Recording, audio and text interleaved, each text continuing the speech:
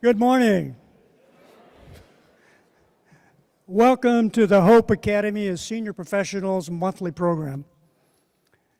We are honored and excited to have Hendrik Meijer as our speaker today. But first I have three announcements. One, the HASP Review Committee is accepting written fiction, nonfiction, memoir, and poetry until April 15th. This should be a newly composed piece and submitted, if possible, in Word. The committee is also in need of suitable art for the new cover by March 1st. Place your written piece or art in the HASP office hallway box labeled Review. If you have any questions, contact Robert Godfrey or Donna Bogle. Their contact info is in the HASP directory. Second, we need your help.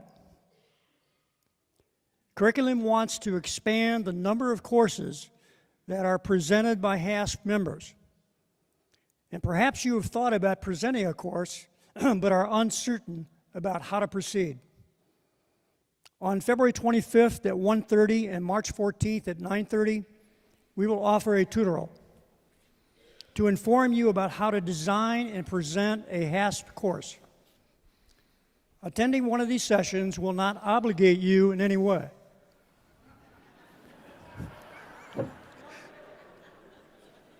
Seriously.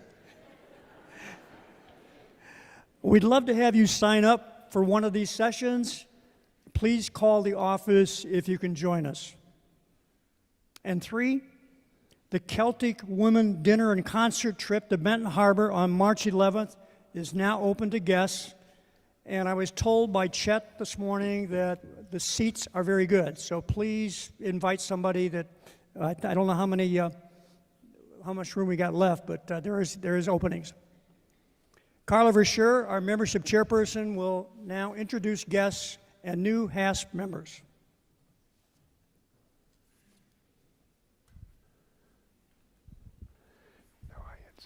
Thank you, Larry. I also want to give a special welcome to many Hope College students, staff, and community members that have joined us today. We're thrilled that we can all be together in this auditorium for this special program. We would like to give a special HASP welcome to 13 guests who are with us. They are guests of HASP members or are coming to check out, possibly joining HASP. So if you are a HASP guest, would you stand right where you are so we can give you a HASP welcome?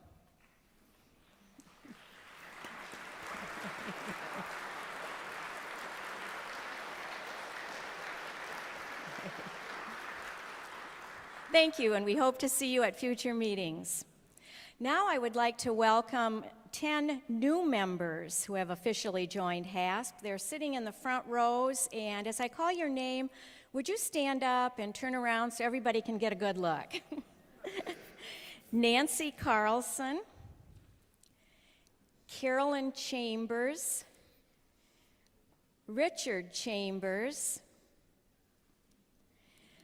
Sarah Glover, Thomas Glover, and Sarah and Thomas are reinstated. They were former members. John McDonald, Jean Nyheis, Christina Stepnowski, Brad Wagner, and Joy Wagner. Welcome to HASP.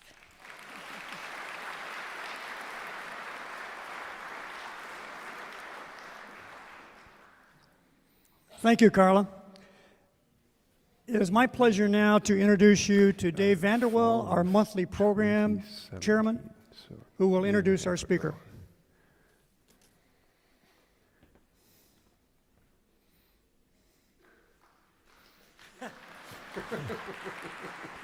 I'm not the speaker.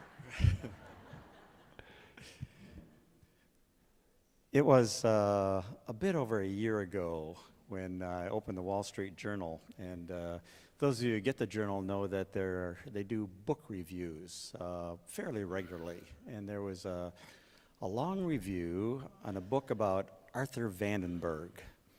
I've always thought Arthur Vandenberg was kind of a unique character. He's kind of one of the local heroes, if you will, somebody from Grand Rapids, and became a prominent politician, but I didn't know a whole lot about Vandenberg, so I was intrigued. I read the review, and the book sounded really interesting, but what caught my attention was that the author of the book was Hendrik Meijer, and I'm thinking, Meijer, the grocery guy,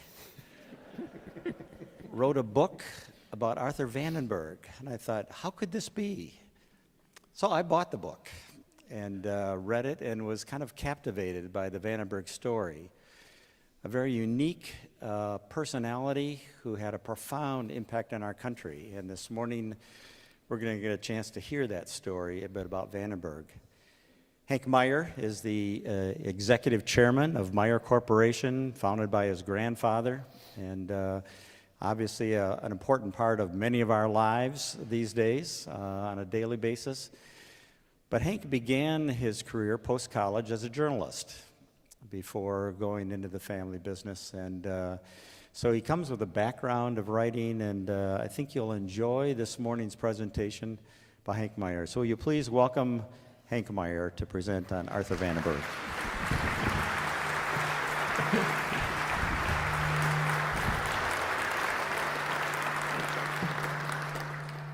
Thank you, Dave, and good morning, everyone. Is the sound all right? Good, wonderful. It is a delight to be here. I've been to Hope so many times over the years, but this is the first time to have the pleasure of being in this facility. And Carla, I don't know if we're related or not, but I had a great aunt who married a Verscure, so.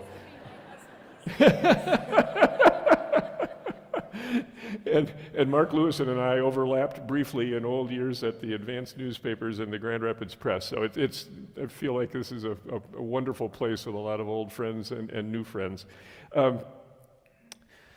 Tonight we have a State of the Union address. 70 years ago, the State of the Union address was delivered by Truman, President Truman.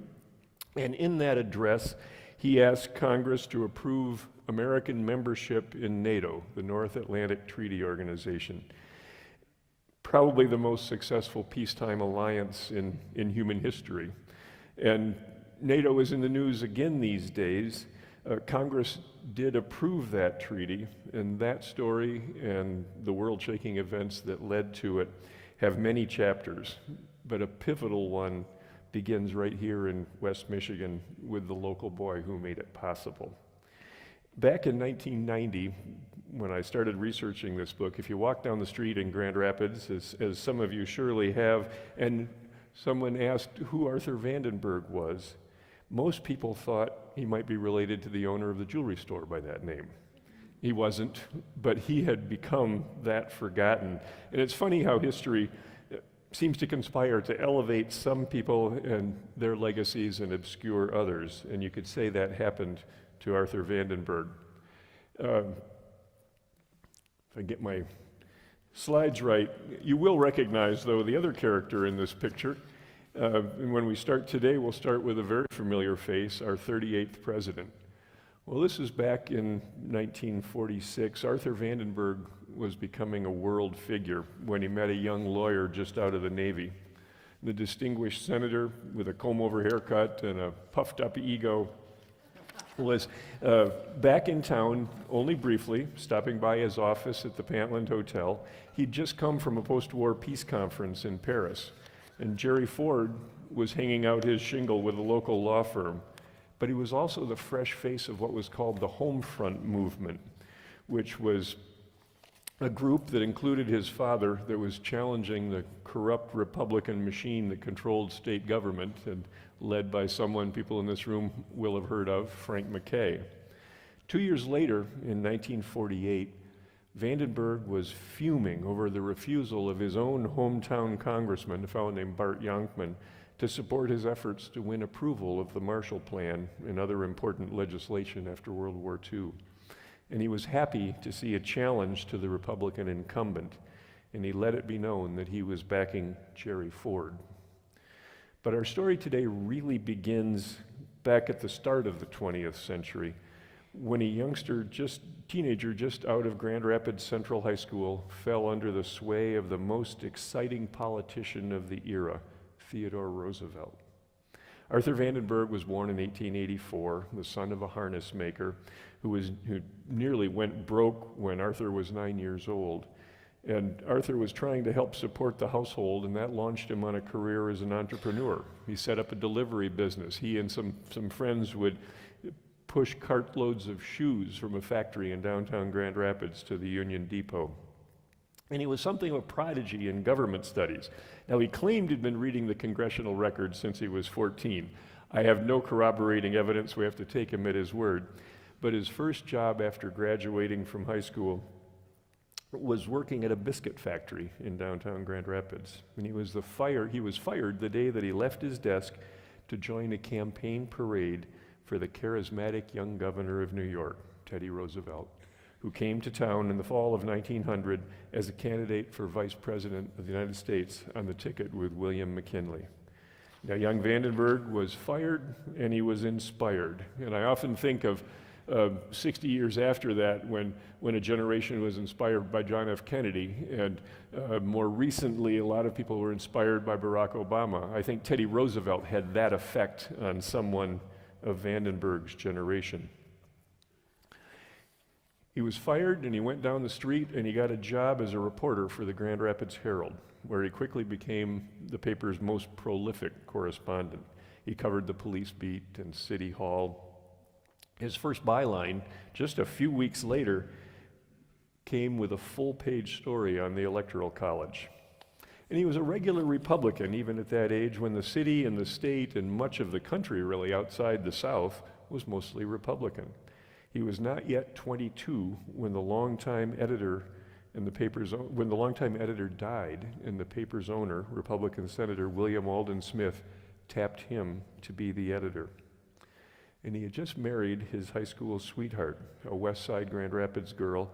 But in 1917, now 10 years later, at the age of 33, she died. She had a brain tumor and left him as a single parent with 3 small children. Soon after, he reconnected with a woman he'd met during his brief year at the University of Michigan, Hazel Vandenberg. She was writing advertising for the J.L. Hudson department store in Detroit when their courtship began, when mutual friends invited her to stay with them at their cottage on Ottawa Beach, which is pictured in the background there. And later that year, they were married. After World War I, Vandenberg fought for reservations to Senate approval of American membership in the proposed League of Nations. He tried to find a compromise between supporters of President Woodrow Wilson, who refused to make any changes in the covenant to the League that Wilson had negotiated in the peace conference at Versailles, and his opponents, led by the Republican chairman of the Foreign Relations Committee, Henry Cabot Lodge. Vandenberg, as a Republican trying to impress party elders, would send his editorials to leading politicians in the country, and in reply to one that he sent to Lodge, the senator wrote back, "I'm going to steal your line. Unshared idealism is a menace." And Vandenberg then went on to write speeches for presidential candidate Warren Harding, and then 3 books inspired by his hero, Alexander Hamilton. First book he wrote, none of which, of course, were optioned for theatrical production, much to his disappointment, I'm sure, was called Trail of a Tradition. And there's a subtitle here. It's hard to read from where you are, but it says, "Nationalism, not internationalism, is the indispensable bulwark of American independence." And it was an idea that he would never back away from, even as his career took some unexpected turns. And from his second-floor office in the new Herald building on Fulton Street across from Veterans Park, the editor, and he'd become publisher by then, was making a name for himself on the national stage.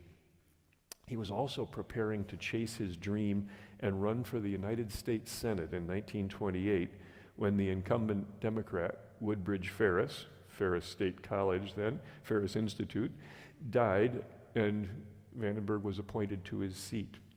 So expectations were high when Arthur and Hazel arrived in Washington just in time for the White House Easter egg hunt hosted by President Calvin Coolidge. And he was eager to work with the new president who would be elected that fall, Herbert Hoover. Hoover's brand of what might be called modern conservatism appealed to the freshman senator. And Vandenberg saw a role for himself as a broker between the GOP was in the majority, but they were split with two factions, and one was what was called the Old Guard, which were largely East Coast Republicans and very institutional and traditional, and the Western band of progressives who were tended to be more liberal than the Old Guard, and Vandenberg was always trying to bridge the two. And it was a particular challenge for Hoover, who had never held elective office, and he was a brilliant engineer and an administrator, but he really struggled to corral that Republican majority and struggled to communicate with the leader of the progressives, William Borah of Idaho, who quickly became a mentor for Vandenberg. So Hoover lacked finesse in working with Congress, and then the stock market crash in 1929 doomed his presidency. And then Vandenberg tries to work with the new president, the Democrat Franklin Roosevelt, after FDR's landslide victory in 1932. And Vandenberg's a pretty savvy politician in a state that's turning from reliably Republican to what today we would call purple. And he's also ready in a time of national emergency to cooperate with the Democratic administration. So he supports some of the early New Deal remedies for a crippled economy. And he has one of his own. His savings deposit insurance to protect small depositors and save the nation's banks. There was a banking crisis, of course, with the Depression, but it hit particularly hard and early in Detroit. And Vandenberg was deeply involved in trying to rescue the Detroit banks, and that put him in the forefront of thinking about solutions when the Depression hit. And Hoover fought him on the idea of bank insurance, and so did Roosevelt. They argued, well, if all the banks are paying in to support the weak banks, the weak ones will pull down the strong. But Vandenberg had the votes in the Senate, and a new law created the Federal Deposit Insurance Corporation, the FDIC. Now, Roosevelt came to see the value of it, and much to Vandenberg's chagrin, was all too happy to claim credit for what might have been the most successful of all New Deal legislation, but it was the brainchild of Arthur Vandenberg. As the reach of federal power grew, however, Vandenberg tried to draw a good Republican distinction between being social-minded and socialistic, and he broke with Roosevelt over executive rulemaking that he regarded as too intrusive. He was a vigilante when he thought the New Deal was overstepping the Constitution, and he certainly couldn't abide Roosevelt's attempts to tinker with the Supreme Court when he tried to enlarge it to bring in more liberal members because it had rejected some of his legislation. And this hardening of Vandenberg's opposition to FDR coincided with world events that posed new dangers. The rise of Hitler in Germany and Mussolini in Italy threatened peace in Europe. The Japanese War Cabinet ordered an invasion of China. In the face of threats around the globe, Vandenberg fell back on what was for him a first principle. He recalled Washington's farewell address, written by his hero, Alexander Hamilton, warning the young republic to avoid taking sides when European powers collide. Let there be no entangling alliances, George Washington had warned, and to Vandenberg that meant one thing when war broke out in Europe: American neutrality. As war clouds gathered, it was neutrality that he preached. He's preaching it here at the Ionia Free Fair, where he looks like he's about to be overrun by a herd of good Republican elephants. But he led the Senate isolationists. Borah died at about that time, and he led the Senate isolationists who stymied Roosevelt's attempts to aid the European democracies. In September 1939, however, debates about neutrality took on a new urgency as German bombers filled the skies over Warsaw and German tanks rolled into Poland. Over a national radio hookup, broadcast from a baseball field at Ramona Park in East Grand Rapids, Vandenberg declared, "This is not our war." Before it became our war, with the surprise attack on Pearl Harbor, he led the band of isolationists, mostly Republican, but Democrats too, who fought Roosevelt every step of the way. They distrusted his every move, fearing that American boys would be pulled into combat in another distant war, as they had been in World War I, when Woodrow Wilson vowed to make the world safe for democracy, and instead the seeds of future conflict were planted by the terms of the peace treaty. The isolationists fought and lost a fight to keep the arms embargo in the 1937 Neutrality Act that Vandenberg had helped create. They fought and lost a fight over the Lend-Lease program, giving destroyers to the British Navy. Roosevelt was their nemesis, and Arthur Vandenberg was their organizing spirit. If you've seen that recent movie about Winston Churchill, Darkest Hour, you may recall there's a phone call, fictitious, but Churchill makes to Franklin Roosevelt pleading for the release of weapons the British had ordered. It was Arthur Vandenberg who was leading the effort to prevent that from happening. Back in 1936, Vandenberg had avoided Kansas Governor Alf Landon's attempt to draft him as his vice presidential running mate. It was a smart move, because FDR carried every state except Maine and Vermont. But in the run-up to 1940, Vandenberg was viewed as a leading Republican candidate for the presidential nomination. In fact, in 1938, the FBI opened an office in Grand Rapids. When the agent sent here was asked about his new assignment, he said he'd been told to keep an eye on Arthur Vandenberg. Now, we talk about the FBI today and whether it's political or not, and that my source of information there, some of you may remember Ralph Hauenstein, who just died a few years ago. He was city editor of the Grand Rapids Herald in the late 30s when this agent, who later became a good friend of his, came in and wanted to see Hauenstein's files on Arthur Vandenberg. And I was talking, after the book came out, I was talking to a retired FBI agent here, and he heard me speaking about Vandenberg, and he said, "Well, now I get it." Some of you may know, I didn't know about how the FBI is organized, but the FBI has something, my number's not going to be right, but maybe 54 district offices around the country in all the major cities. So Detroit, Chicago, Milwaukee, Cleveland, Indianapolis would all have FBI offices reporting into Washington, D.C. And then smaller cities like Grand Rapids or Peoria or wherever it might be would have a field office, maybe just a couple of agents, and they would report to the district office and then into D.C. When the Grand Rapids office was set up in 1938, now 1938, mind you, we're in the Depression, and Frank McKay aside, Grand Rapids is not exactly a hotbed of organized criminal activity. Why is the government setting up an FBI office there?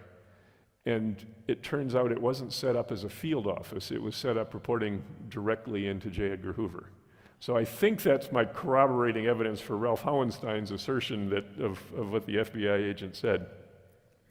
But anyway, but Vandenberg and his isolationist colleague Robert Taft, on the left in that photo, a senator from Ohio, were swept aside in 1940, along with their traditional isolationist point of view, by a charismatic lawyer, Wendell Willkie, whose willingness to intervene in Europe nearly matched Roosevelt's.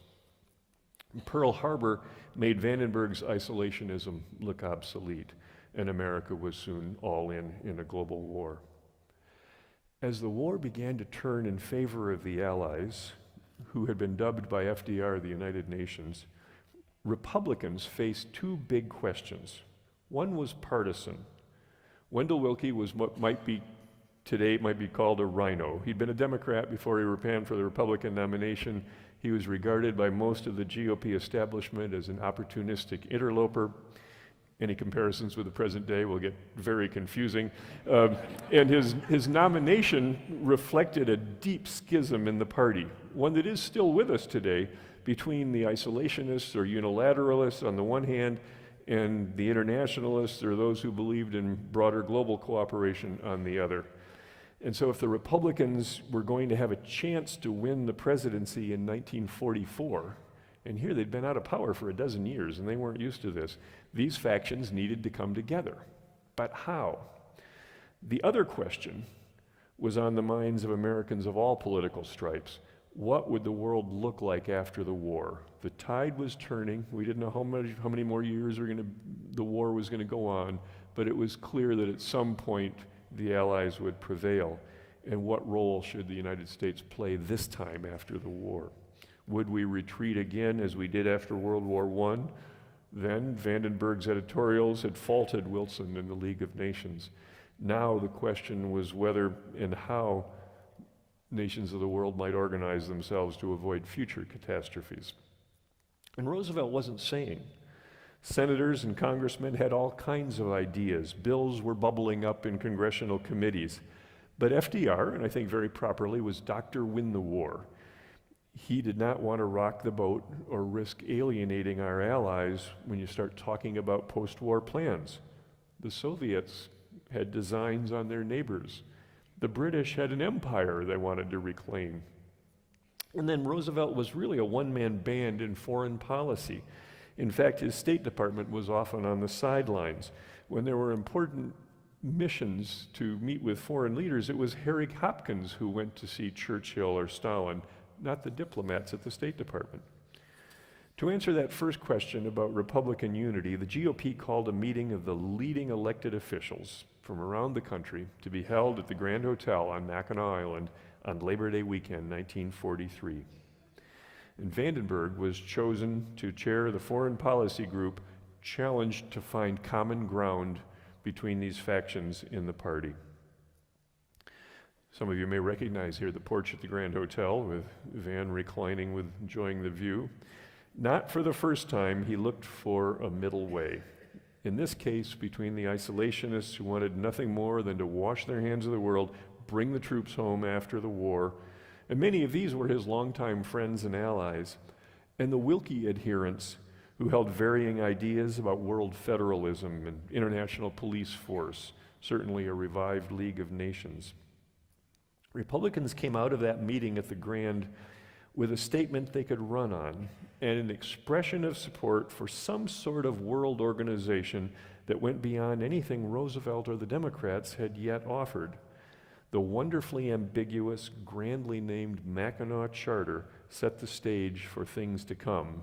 And this is Vandenberg in the middle there, and to his left, our right, is Senator Taft from Ohio, and then the next one over to the right is then California Governor Earl Warren, later the Supreme Court Chief Justice.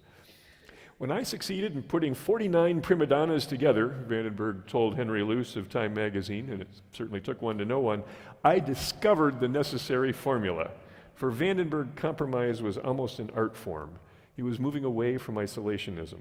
Pearl Harbor played a part. So did his nephew, Hoyt Vandenberg, an Air Force general and student of modern warfare who'd been in London for the Battle of Britain and would drop by Uncle Arthur's Connecticut Avenue apartment on a Sunday afternoon to talk strategy in the kitchen.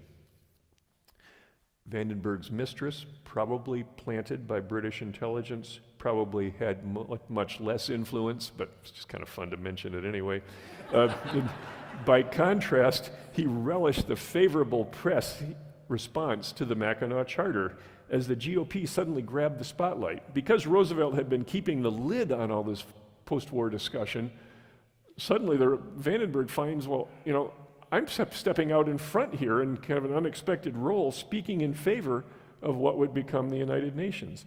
And even as he was moving in a new direction, though, it was still chiefly behind the scenes, and most of the public still thought of him as the voice of isolationism, although that changed on January 10th, 1945.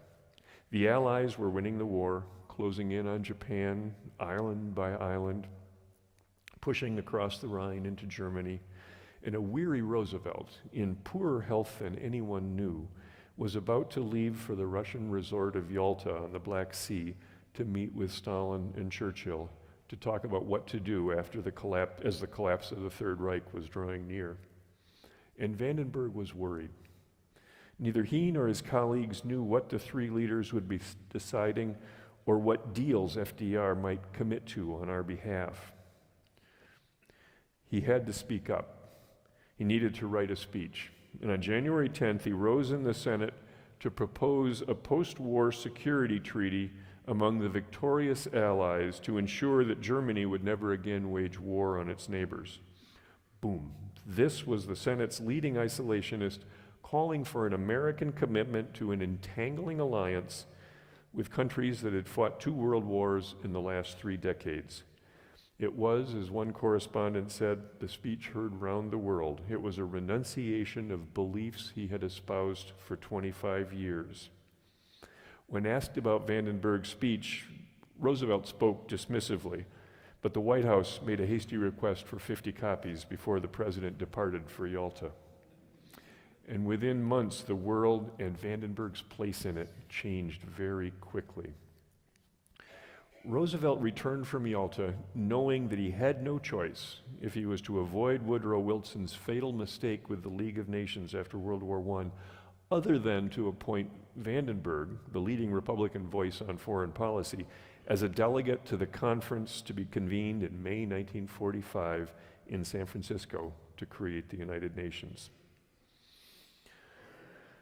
These are the delegates meeting with Roosevelt. Don't have to take a lot of time, but from the left was the Democratic leader, chair of the House Foreign Affairs Committee, Saul Bloom, Virginia Gildersleeve, president of Barnard College, Tom Connolly, senator from Texas, who chaired Foreign Relations Committee, Edward Stettinius, the new Secretary of State, a very young naval commander and boy wonder governor of Minnesota, Harold Stassen, and then Arthur Vandenberg and a fellow named Eaton, who was the ranking Republican on the House Foreign Affairs Committee.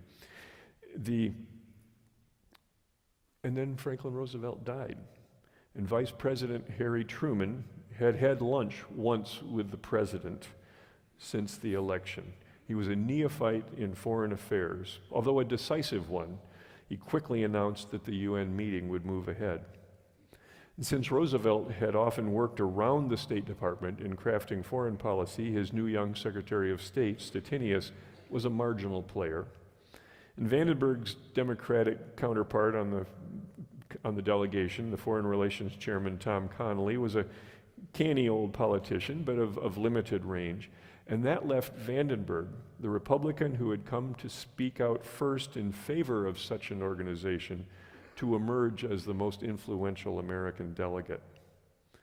When it came time to sit down with the other powers in the penthouse of the Fairmont Hotel in San Francisco to design what Vandenberg liked to call the town meeting of the world, his opinion and that of the Soviet Foreign Secretary Molotov seemed to be the ones that counted most. And little piece of political trivia, but this is Vandenberg meeting with his aides at the San Francisco UN conference. He's talking to a young Nelson Rockefeller, who was Assistant Secretary of State for Latin American Affairs, and to his right is John Foster Dulles, who was Vandenberg's friend and consultant on foreign affairs, and may have been head of the World Council of Churches at that time. Of course, later was Eisenhower's Secretary of State. With help from Rockefeller, Vandenberg made sure that the UN Charter allowed for regional security arrangements so that with the Monroe Doctrine, the U.S. and its Latin American neighbors could have a mutual defense policy that was allowed within the Charter. And he made sure there would be enough Republican votes in the Senate to approve the Charter when it landed in their laps. President Truman needed him. This is Vandenberg signing the Charter of the UN. After the Charter was ratified, the President asked Vandenberg and Connolly to play an unprecedented role in diplomacy. For starters, they were appointed as American delegates to the first General Assembly of the UN later that year. And these were the American delegates. This is before there was a UN ambassador. And the UN delegates are Vandenberg on the one side, Connolly on the other, Stettinius, and you may recognize Eleanor Roosevelt. And kind of heartwarming because Vandenberg had been one of Roosevelt's most vociferous critics. And a lot of Republicans saw Eleanor as this kind of liberal voice whispering in Franklin's ear, pulling him to the left. And so they were very hostile toward her. She, on the other hand, bitterly resented Vandenberg's attacks on her husband. There was no love lost there at any level. In fact, one of her pet schemes during the Depression was creating village cooperatives to find employment for farmers and miners and people in Appalachia and other rural areas. And there was one project in West Virginia that was her pet project, and the cottage industry in that community was making furniture. Now you can imagine how that went over with the Republican senator from Grand Rapids, have taxpayers supporting the manufacture of furniture. But then they sailed together from New York to Southampton for the General Assembly in London, and after their meetings are over, Vandenberg writes to his friend John Foster Dulles and says, "I take back everything I ever said about her, and I've said plenty." And Eleanor writes to Arthur Vandenberg, practically pleading with him to stay on as a member of the American delegation for future UN conferences. So it was fascinating. Out of this deep adversary relationship, they come to mutual respect. More significantly, Vandenberg and Connolly would join the new Secretary of State, James Burns, for conferences with foreign ministers in Paris in much of 1946 to negotiate peace treaties with countries such as Italy that had fought on the German side. This is Vandenberg in the Luxembourg Palace where the negotiations were being held in Paris. 1946 was also the year Look magazine published a profile of Vandenberg. In the story are a couple of paragraphs that I can't resist sharing that get at much of his influence. Every few months, wrote Look, several million people become grateful to Vandenberg for expressing their vague thoughts, such as, what is Russia up to? And they also said, and Vandenberg spent a lot of time with that. I mean, that's again on our minds today, so some things keep coming around. In the fall of 1945, he delivered a speech in the Senate called Raise the Iron Curtain. He was very proud of that speech, printed up stationery for it, sent it out to everybody, and he sends it to John Foster Dulles, among other people, who writes back and says, great speech, too bad nobody heard it. It was the same week, if I'm not mistaken, that Eisenhower returned in triumph. This is after the war now, in the fall of 1945. Eisenhower returns in triumph from Europe, where he's been supreme commander and he's lauded. And Truman is making an announcement about a decision to develop new atomic weapons. And in that news cycle, Vandenberg's speech is totally forgotten. But Dulles said, but I think the coinage will live on. In other words, of this phrase, Iron Curtain, which had not been Winston Churchill had used it in Parliament and in a letter to Harry Truman, but no American speaker had used that term before, and Vandenberg was clearly very proud of it.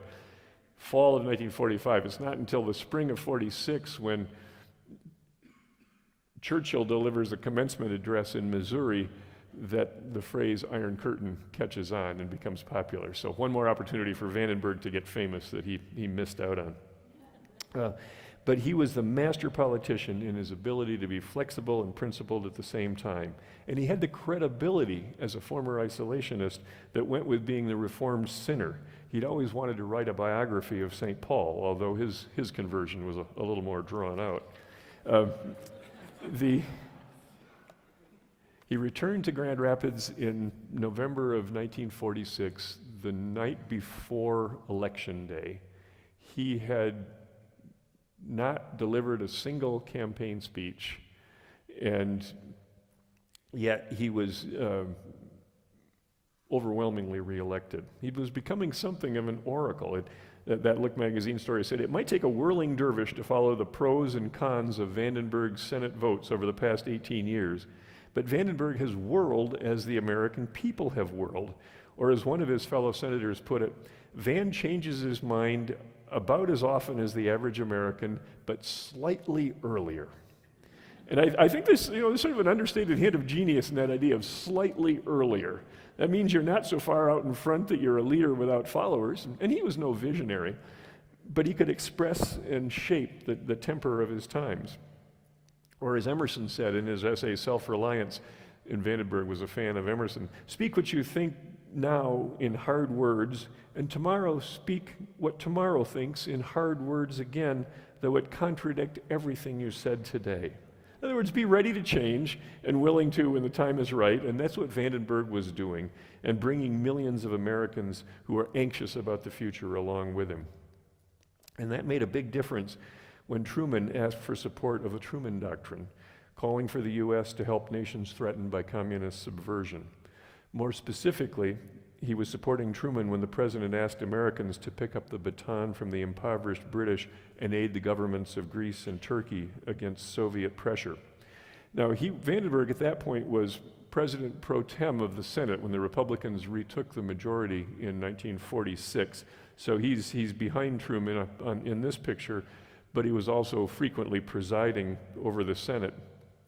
And I should mention a little bit of a hope connection. When the Vandenbergs first went to Washington, even though Vandenberg was a Congregationalist and a member of Park Church in Grand Rapids, they went to New York Avenue Presbyterian, which had started out as a Reformed church, a very historic church in Washington, D.C. And the minister there, for their services in 1928, was a Hope College graduate.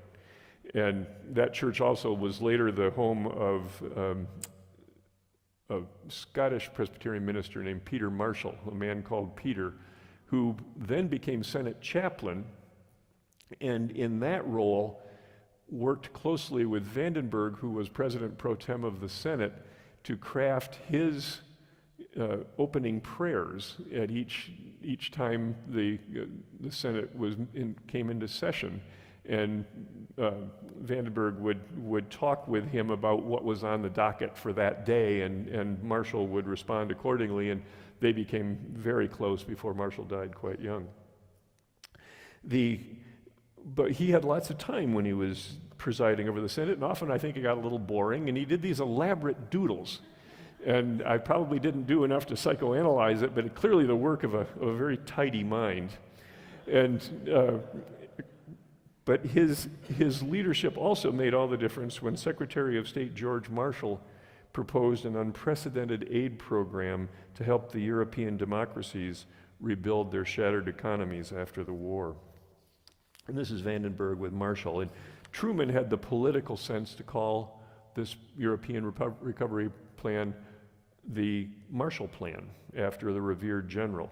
Marshall himself said it could have been called the Vandenberg Plan because, he reflected, when it went to Congress, Van was just the whole show. He was the center of attention at the Republican convention in 1948 as well, when it looked like whoever ran would beat Harry Truman. He didn't run. He did write an acceptance speech, which he kept in his pocket because he had a big ego and he thought, maybe I'll get drafted, who knows. But here he is with Hazel in Rittenhouse Square in Philadelphia for the convention. But Thomas Dewey did run, was very well organized, and became the nominee. And meanwhile, Americans were learning that rebuilding European economies was not enough. There was also the power vacuum left by the war and now being filled in Eastern Europe by the Soviet Red Army. The war-racked Western democracies formed a European Union for mutual defense and invited the Americans to join. Now this was the big one, an entangling alliance which Vandenberg had once so adamantly resisted. The Vandenberg Resolution, one page which he typed out himself, enabled American entry into the new North Atlantic Treaty Organization. It sailed through Congress with Vandenberg's leadership. These bipartisan majorities were his pride and joy. And here he is sharing the foreign relations meeting with the next Secretary of State, Dean Acheson, at the far right. But those bipartisan majorities began to fray about the time he was diagnosed in 1949 with lung cancer.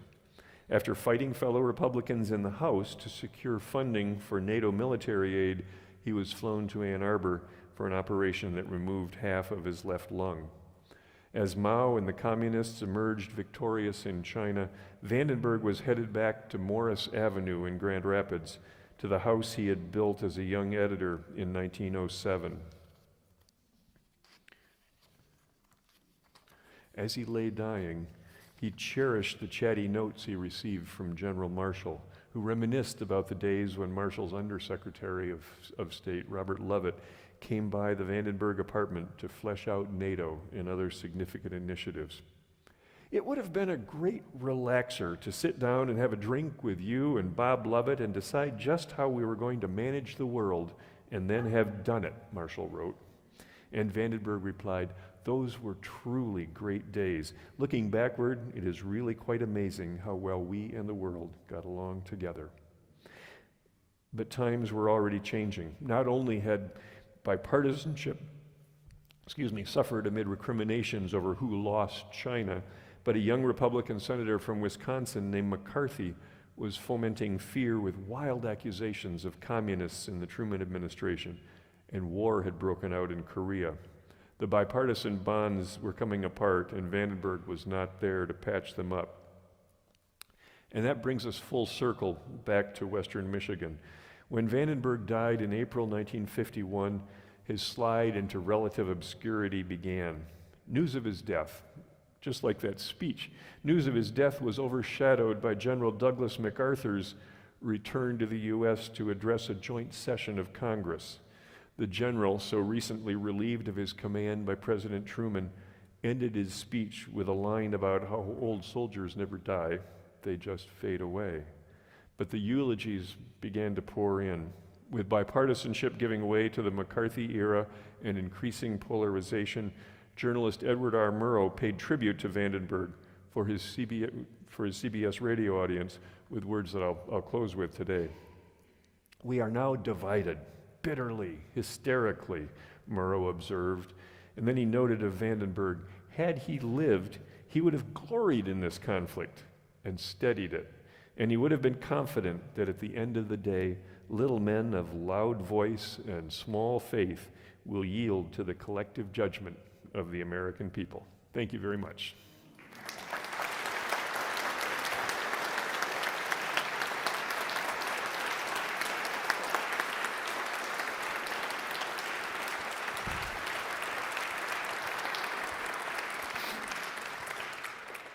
We do have time this morning for some questions. With one microphone, I'm going to wander up that aisle, across the back, and down this way. If you'll signal me if you have a question, and then Hank will take time to answer.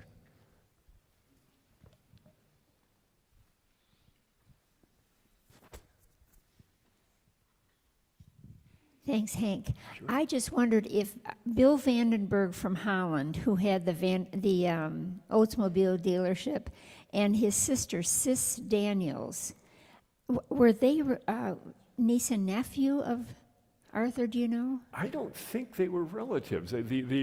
There's a family named French in Grand Rapids.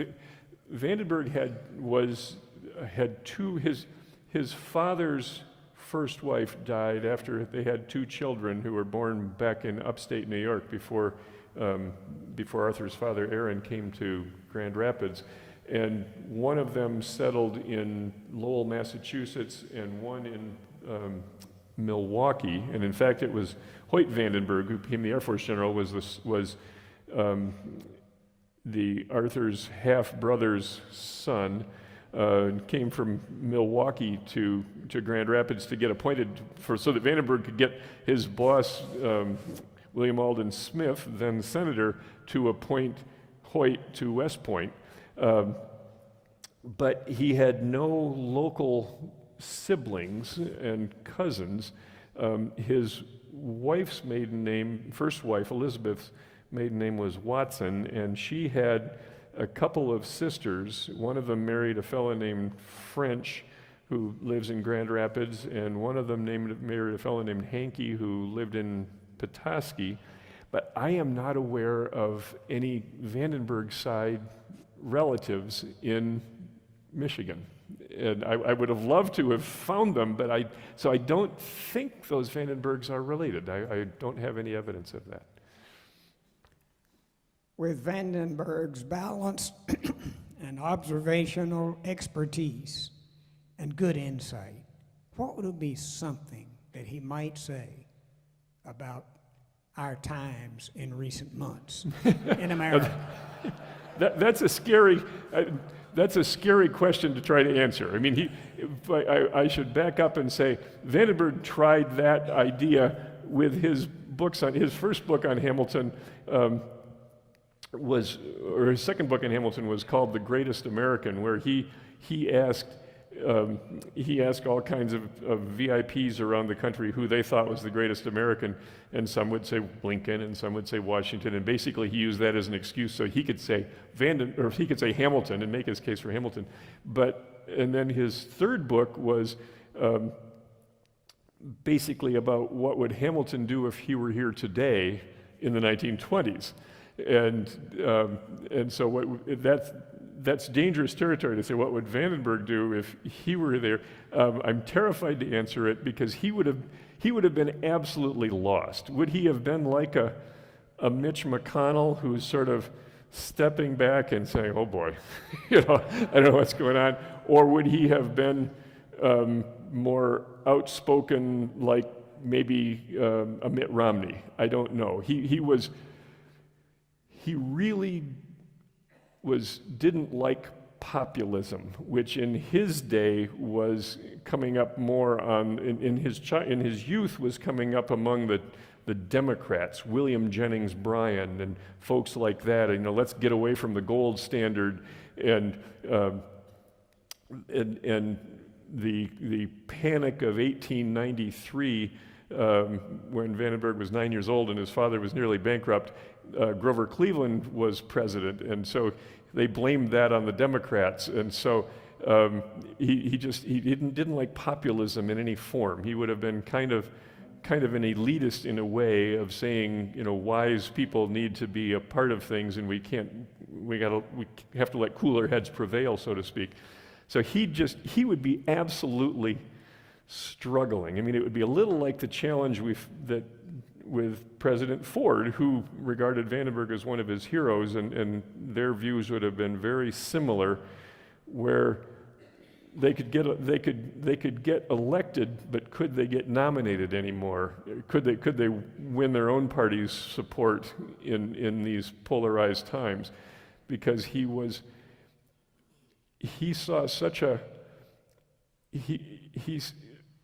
I was just reading about Henry Clay the other day, who was trying to keep the Union together and would keep trying to compromise. And Vandenberg was like that with these big foreign policy questions of NATO and the Marshall Plan, where these things are so important that we need to come to agreement, and that means that both sides have to give. And he saw that was kind of the natural order of things in a democracy. And so when you get two sides today who nobody wants to give, it seems, he would have been utterly perplexed. And you can see how perplexed I am trying to answer your question, because I don't know how to put that otherwise. Do you know the name of the biscuit company that he was fired from in Grand Rapids? The reason I ask is my great-grandfather started one in the late 1890s that eventually was sold and became part of Keebler. Oh, sure. And I just wondered if you knew the name of the company. I don't. My research goes back too far. I haven't got that in my head. But where was it located, do you know? It was located on Granville Avenue. That's the one. Because that was my understanding was he left that biscuit factory on Granville Avenue to join the parade. Okay, that was started by my great grandfather. It was Edsco Heckman. It was Heckman. Oh, I Biscuit remember Company. Edsco Heckman. Oh my gosh, yeah, he was a great gentleman. Well, there are 5 Edsco Heckmans. Well, I don't remember your great grandfather, but the last one maybe. Oh, thank you.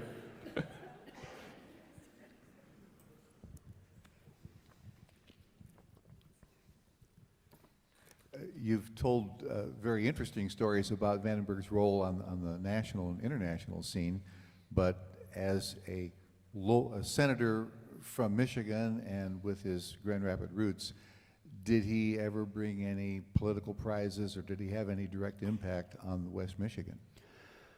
I would say not on West Michigan. He got Fort Wayne to be declared a national park, or a national monument, got Isle Royal to be declared a national park. I mean, co-sponsored the legislation. I mean, nobody does these things all by themselves. Tried to get a submarine named Grand Rapids and didn't make it. He resisted allocating funds for the Mackinac Bridge because he was enough of a conservative that he thought that might be a huge boondoggle. I mean, he kind of gave it half-hearted support, but didn't push very hard for it. So in terms of direct effect of his, and again, I've often thought of him like Jerry Ford, how you could be so influential for so long, but these guys didn't go in for pork barrel stuff back home for some reason. But it was one of the local tie-ins that's interesting is this far picture actually down here, which one of the two girls in that who died a couple of years ago, Barb Amberg, gave me about the time I was finishing the book. But that's taken, I believe, at the Getz Farm at the end of Lakewood Boulevard. Lakewood Farm, probably a lot of you are more familiar with that than I am. But George Getz was the treasurer of the Republican National Committee and a coal magnate from Chicago. And he had a number of cottages along with his crazy zoo at Lakewood Farm. And so people like Vandenberg and other big Republicans would rent those cottages and have a chance to meet other people. And so it was here in Holland that Vandenberg met Will Hayes,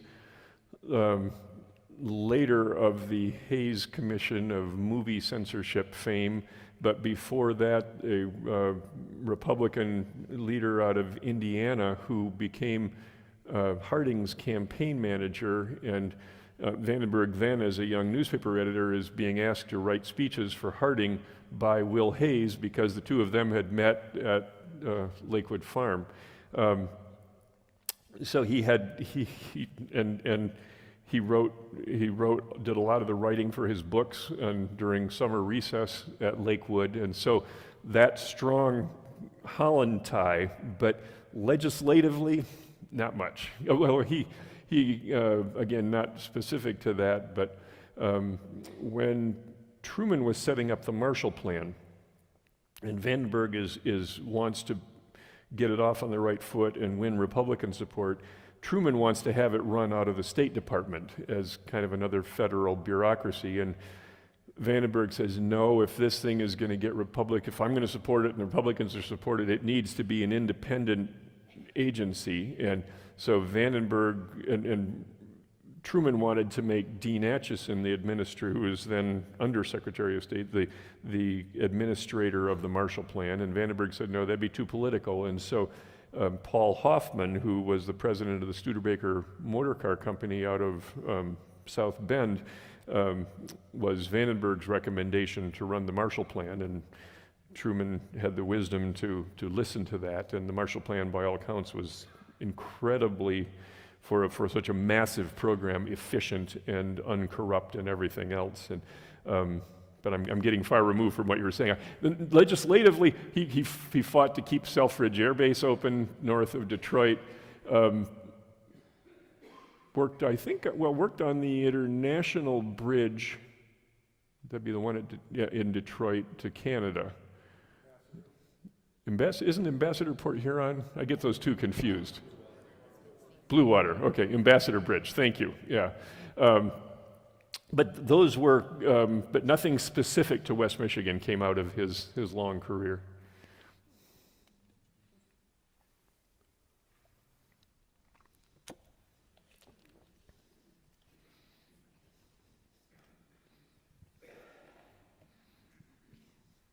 You recount a really fascinating excerpt from Vandenberg's life involving the Ku Klux Klan. And I was wondering what you discovered, because obviously he's rising politically in Michigan as the Klan is growing in numbers in the 1920s in Michigan. And I'm just wondering if you could talk a little bit about that. Thank you. Thank you, Annalisa. The Klan, of course, I suppose if you tried to put it in partisan terms, would be more a democratic phenomenon and a populist phenomenon. And so neither of those would play well with Arthur Vandenberg. And so what Annalisa is referring to is Vandenberg relates this story where, and in the 20s, he's editor of the Grand Rapids Herald, and the Klan is reaching its zenith in membership. And what was it? Indiana actually was I think maybe the highest Klan membership and influence, and in fact, later on the Supreme Court, or later on, Hugo Black, who becomes a very liberal member of the Supreme Court and a strong advocate for civil rights, had to live down his heritage as a member of the Ku Klux Klan, and he and Vandenberg were senatorial adversaries before Black went to the court. But Vandenberg is walking down the street, I think walking back to the Herald office from lunch at the Peninsular Club in Grand Rapids, and this car pulls over to the side of the street, and they want directions to the circus grounds where there's a Klan rally. Well, the Klan rally is actually being held, and I'm going to get this confused in my memory here, is actually being held at the fairgrounds, not the circus grounds. The circus grounds, one of them is in North Park and the other is on the south side of town, or Comstock Park, and that is on the south side of town. And Vandenberg happily sends them to one they've asked for literally, obviously the wrong direction of the other one. But his forefathers had been Lincoln delegates to the 1860 Republican Convention, and he was fervently partisan. His last vote, he's dying of cancer, 1949. He's back in Ann Arbor, and then in Grand Rapids, always hoping to return to the Senate and kind of keeping up this facade of recovery, even as he's not recovering, I think both to delude himself and to maintain his political power. And he does go back to briefly he dies in the spring of 51, but he goes back briefly in 1950 and makes a last appearance in the Senate. And coincidentally, but I think symbolically, his last vote was for a Truman's Fair Employment Practices bill in the Senate, and voting against, was he voting for cloture against a Southern filibuster? And so he wasn't a civil rights pioneer by any stretch of the imagination, but he was fervently Republican at a time when that meant that you were sort of automatically opposed to what was happening in the Democratic South in terms of lynchings. There ought to be lynching laws and that kind of thing. And but so he would have been, the Klan would have represented everything sort of noxious to him. Yeah. I think we've come to the end of our time together this morning. Hank, your appreciation for Vandenberg was very clear through your presentation. We're deeply grateful for this morning. I think for all of us, it's opened us to see a person who's been lost in much of our history, and to be able to appreciate who he is, what he done, is a great morning for us. So thank you very much. Well, thank you kindly. It's been a real pleasure. Thank you all.